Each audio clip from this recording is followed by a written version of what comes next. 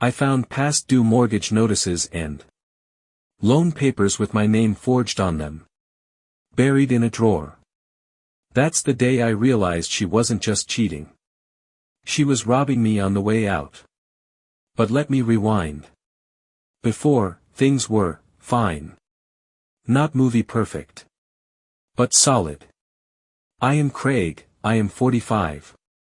Married 8 years with Emily Hull. Our son, Mason, 7 years old, and he was the reason I kept trying even when things got weird. We had a modest 2-bedroom house in a decent neighborhood. I worked as a mechanic. She used to work admin for a dentist but quit when Mason was born. Said she'd go back once he started school. She didn't. I didn't press it. I was raised not to make waves. Then things started, flickering. Like, literally. Lights left on in rooms no one was in. Phone always face down. New clothes with the tag still on, but no job bringing in cash.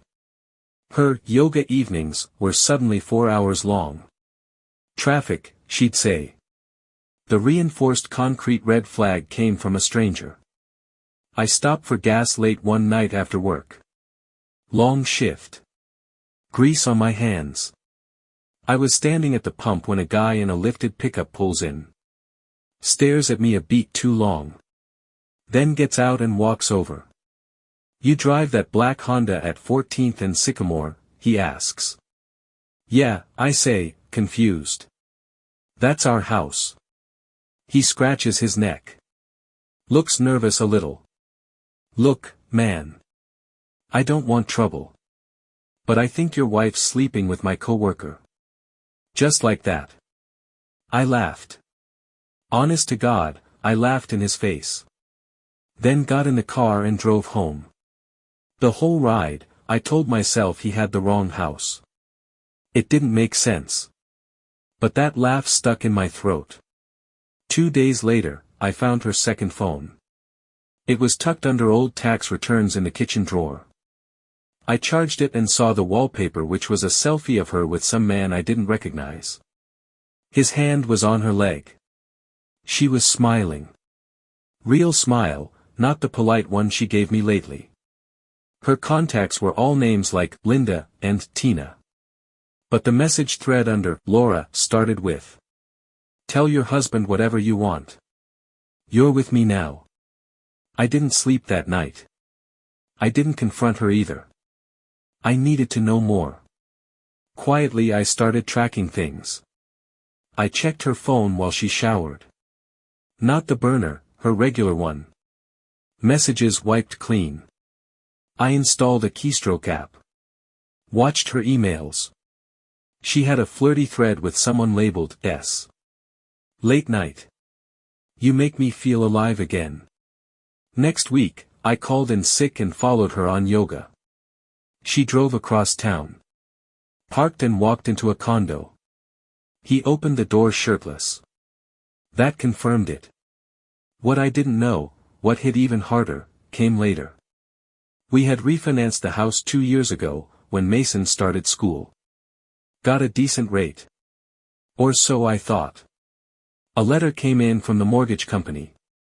Final warning before foreclosure. I checked our joint account. Payments hadn't been made in 3 months. I called the bank.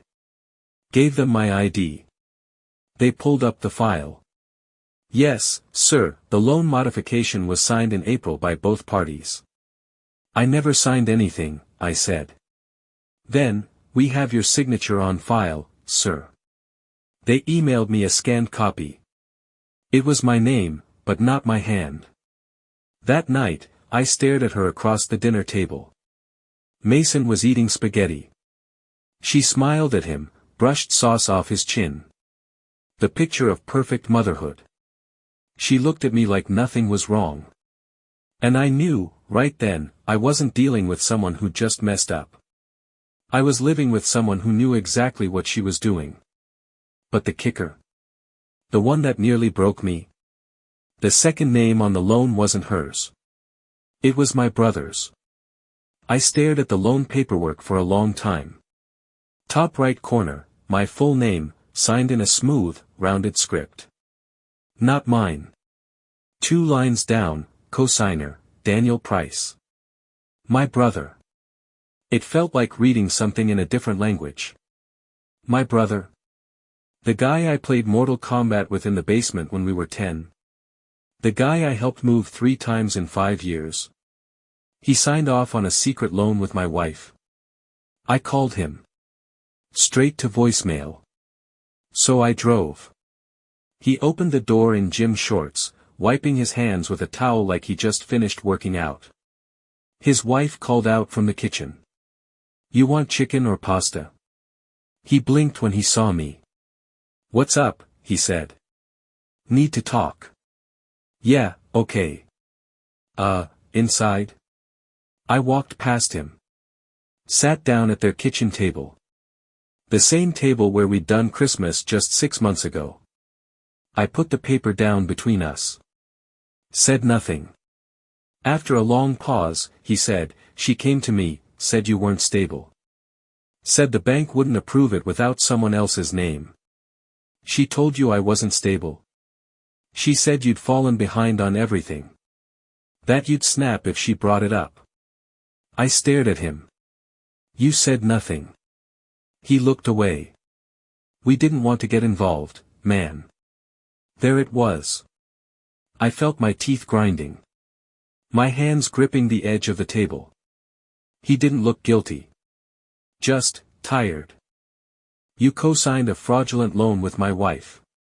And lied to me about it for months. She said it was to save the house for Mason, he said, like that made it noble. Don't, I said. Don't bring my son into this. He looked down. Couldn't meet my eyes. At home, I didn't mention it. Not yet. She was in the kitchen when I got in, humming. Our son Mason was at the table, coloring. I watched her laugh at something Mason said, and I felt nothing but cold calculation settle in. She could still pretend. Smile. Cook. Act like she hadn't turned our entire life into a lie. I didn't confront her because I was going to build my offense first. I dug in deep. Called the mortgage company. Got the full file. Had them overnight copies. I started compiling. Forged signature. Emails where she discussed options behind my back. Bank transfers I didn't authorize. A second credit card I never applied for. She'd opened it in my name and maxed it out. Spa days. Uber rides. I watched her every move after that. She left the house in yoga gear 3 times a week. Surprise. The yoga studio she claimed to go to had closed down last year. I wasn't angry or nervous anymore. I was patient. Then she slipped, left her phone unlocked on the counter while putting groceries away. I took a picture of the open messages and dropped it back down. One thread, you have to file soon. Before he catches on. Another, just get full custody. You'll get the house and alimony. It's his word against yours. The contact name was Laura. Of course. But Laura used phrases she had used herself before. Word for word. Things she'd said to me. She was texting herself. Creating a fake conversation to show someone. Maybe even the court. I realized then, she wasn't just cheating, she was planning a full ambush. But she didn't know that I'd already frozen the joint savings. I'd locked the credit. Called my lawyer friend from college and set up a meeting. I wasn't losing everything to a woman who smiled while stabbing me. She thought I'd crumble. I was about to show her what it looked like when I didn't. I got a text from my sister-in-law, Tina, my brother's wife. Can we talk? I knew what it meant. We met at a park. Public enough to keep it civil. She sat on a bench, arms crossed, sunglasses on. I think it's time you knew, she said, looking straight ahead. Emily's been messing around. I didn't move. How long have you known? She hesitated. 6 months, she said. And Dan? He knew. She nodded. I stood. Walked in a small circle like I could pace the rage out of my legs. We didn't want to get involved, she said quietly. Like that made it okay. My voice came out flat. You watched me work overtime to cover bills she racked up with a guy behind my back. You saw my name forged on a loan I never signed. And you didn't want to get involved? We didn't know about the loan, she snapped. Oh, well in that case, I said, clapping my hands once. What a relief. The lie had worn thin and she was just ready for it to end. She told us you were cold. Controlling. That you didn't care about her anymore. I stared at her. I fixed her car with my own hands. I paid off her student loans. I cleaned up after our son when he was sick and she pretended to be asleep. I gave her 10 years of my life. That night, Emily made my favorite dinner. Spaghetti. Garlic bread. Salad, just the way I liked it. I thought we could use a little normal, she said, smiling like we were newlyweds again. While she poured wine, I was texting my lawyer. While she joked with Mason about his spelling test, I was organizing the evidence folder by timestamp and relevance. The next morning, she dropped the bomb. I've been thinking about filing, she said over coffee. I looked up. For full custody, she added. I don't think Mason would do well with all the back and forth. And with the house, well, I'd keep it. For stability. She said it all like she was ordering breakfast, casual and ASY. She still didn't know what I'd built behind her back. Sure, I said. You go ahead. You're not going to fight me. Oh, I am, I said. But you go ahead. File first. Let's see how that works out for you. She stared at me. For the first time in weeks, she looked unsure. That afternoon, I locked every shared bank account. Redirected every paycheck to a new one in my name only. Froze all credit activity tied to me. The next morning, she couldn't get gas. Day after that, the joint card declined at the grocery store. She called me in a panic. Something's wrong with the bank. No, I said. Something's finally right. Then I hung up. They didn't just watch me drown. They thought I'd stay underwater. But I'd already learned how to breathe down there. I was dragging them under with me. Alfgau Emily thought she was in control. For months, she made her moves in secret, preparing her quiet little exit while I worked overtime and raised our son. The second strike came without warning. I filed for sole custody. Attached to the motion, proof of the forged loan, the fake conversations, the second phone, the second credit card, the fraudulent charges. A digital paper trail that outlined every move she'd made behind my back. She was served at her friend's house 4 days later. She moved out of our home with a suitcase and her pride. The court hearing was short and brutal. She showed up with a cheap lawyer and a hollow smile. She tried to claim she was the primary parent. Claimed she deserved the house. Claimed I was emotionally distant. She didn't expect the files. Didn't expect the logs of school pickups and drop-offs. Didn't expect financial records showing she hadn't paid for a thing in 2 years. Didn't expect the timeline of yoga classes that never existed. The judge just handed me temporary sole custody and full control of the house. Emily left the courtroom quiet.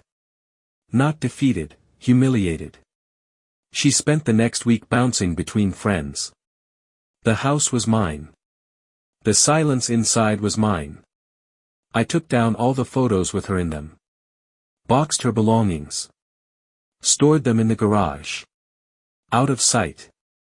At night, I went through more records. I found more holes. More lies. A secret Venmo account. Thousands transferred to someone named Cameron over the last 8 months. Another burner email linked to a savings account she drained.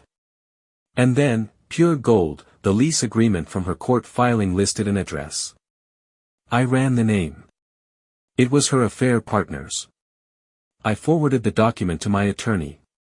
He filed a motion to block unsupervised visitation, too unstable, too much unknown. All I needed was the fact that she lied under oath. That was enough for her visitation dropped to 2 Saturdays a month. Supervised in neutral location. Emily didn't call to argue. She knew what was happening now. Then she tried once more to flip the script. Filed a counter-motion claiming alienation and mental abuse.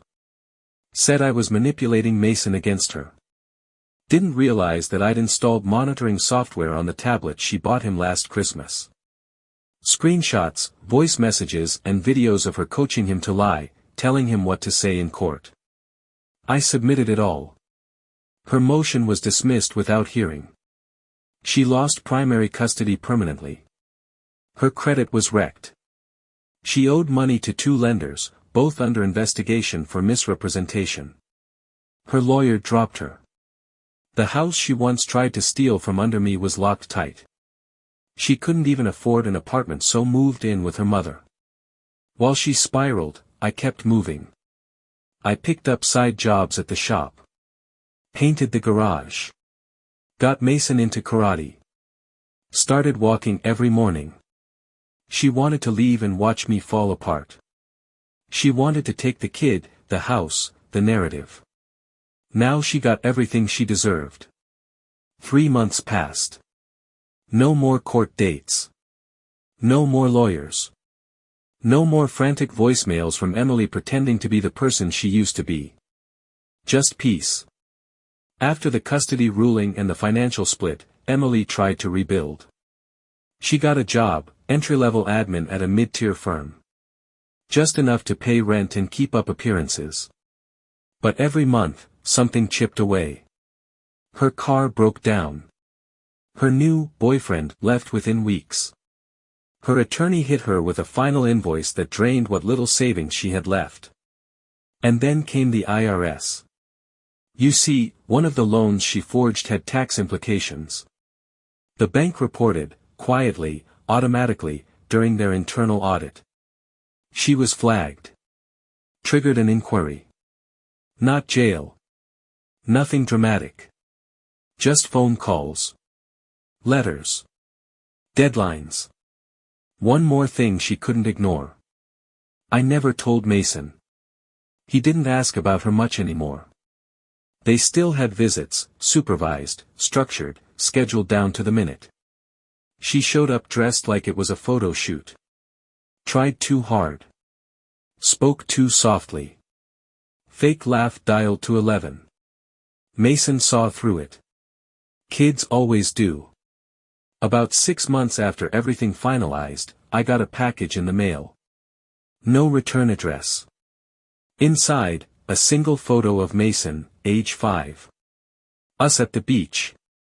She'd kept a copy. On the back, in her handwriting. I wish I'd known what I was doing before.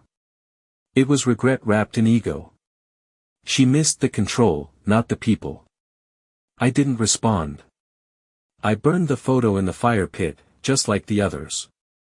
But here's where it got interesting. She started seeing things.